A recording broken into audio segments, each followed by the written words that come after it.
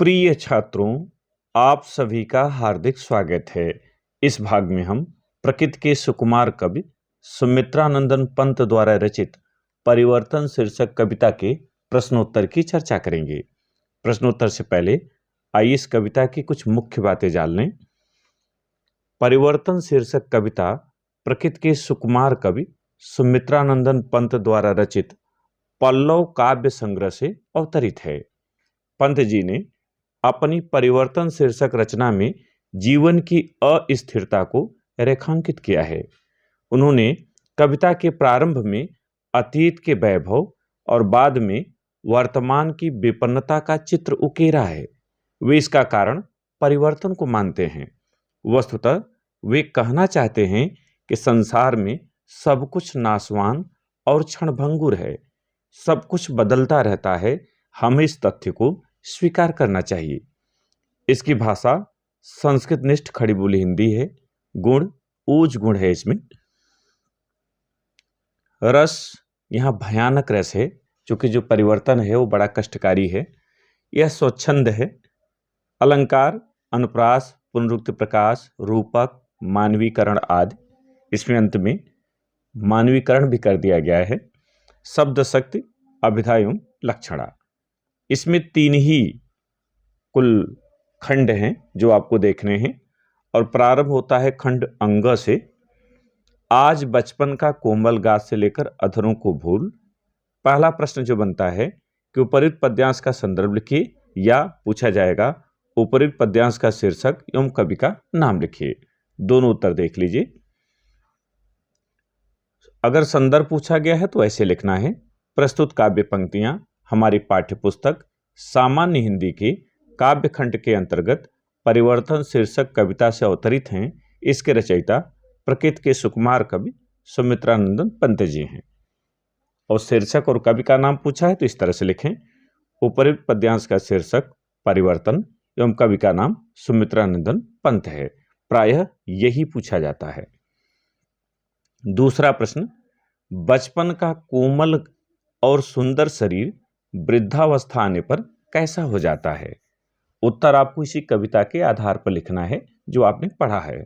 उत्तर, बचपन का कोमल और सुंदर शरीर वृद्धावस्था आने पर पीले, सूखे एवं खुरदरे पत्ते के समान हो जाता है। तीसरा, इस पद्यांश में कवि ने किसका वर्णन किया है? उत्तर, इस पद्यांश में कवि ने काल चक्र अर्थात समय द्वारा उत्पन्न किए गए परिवर्तन का वर्णन किया है।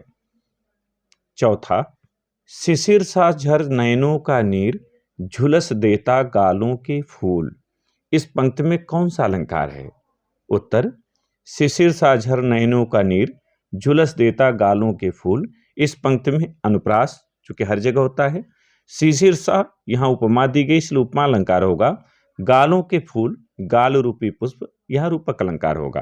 तो अनुप्रास, उपमा, रूपक तीनों हैं। अगर आप अनुप्रास और उपमा भी लिख देते हैं, केवल उपमा भी लिख देते हैं, तब भी उत्तर आपका सही माना जाएगा।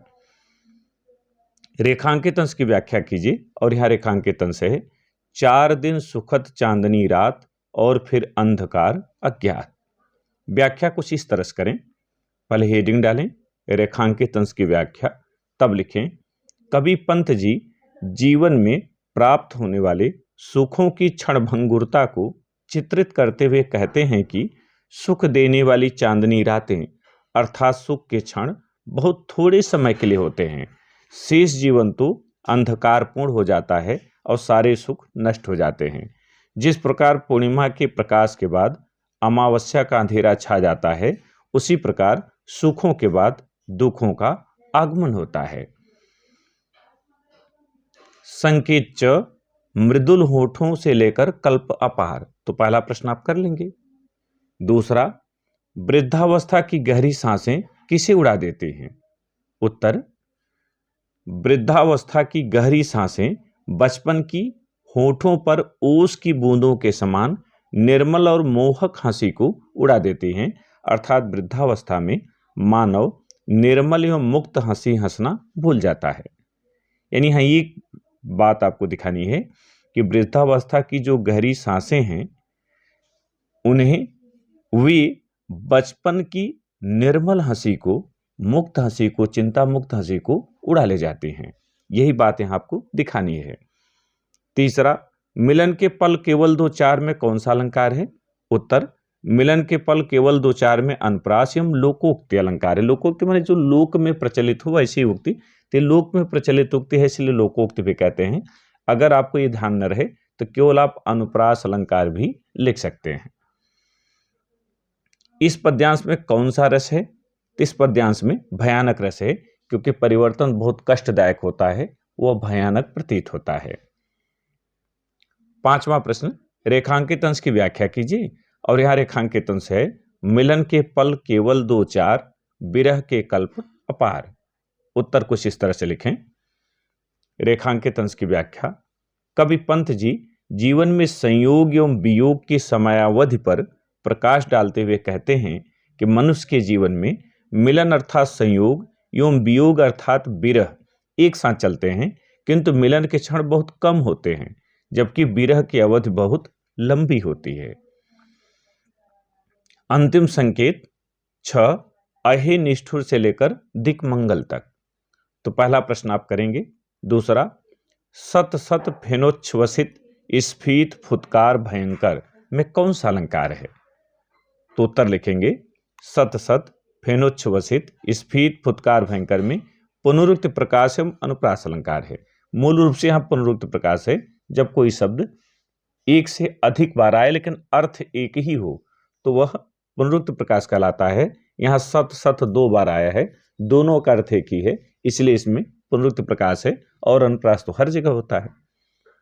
प्रस्तुत पद्यांश में परिवर्तन को किसके समान बताया गया है? उत्तर, प्रस्तुत पद्यांश में परिवर्तन को विनाशक सर्पों के राजा यानी विनाशकारी सर्पों के राजा नाग वासुकी के समान बताया गया है। विश्व का करुण अंत किसके कारण हो जाता है?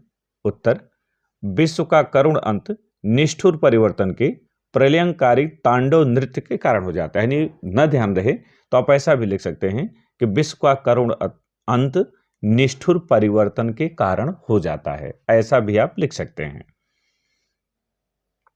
पांचवा और अंतिम, रेखांकित अंश की व्याख्या कीजिए। और यहां रेखांकित पंक्ति है, तुम्हारा ही तांडव नर्तन, विश्व का करुण विवर्तन, तुम्हारा ही नयनोन्मीलन, निखिल उत्थान पतन। व्याख्या देखें। कवि पंत जी परिवर्तन के भयानक स्वरूप का वर्णन करते हुए कहते हैं कि हे निष्ठुर परिवर्तन, जब तुम प्रलयकालीन तांडव नृत्य करते हो तो उसके भंवर में उलझकर फंसकर संपूर्ण संसार का करुण अंत हो जाता है। इस संसार में जो उत्थान और पतन होते हैं वे मानो तुम्हारे नेत्रों के खुलने और बंद होने के परिणाम हैं। अर्थात जब तुम नेत्र खोलते हो तो उत्थान होता है, और जब नेत्र बंद करते हो तो संसार का पतन हो जाता है। इस भाग में इतना ही। एक नए वीडियो के साथ फिर मिलेंगे। बहुत बहुत धन्यवाद।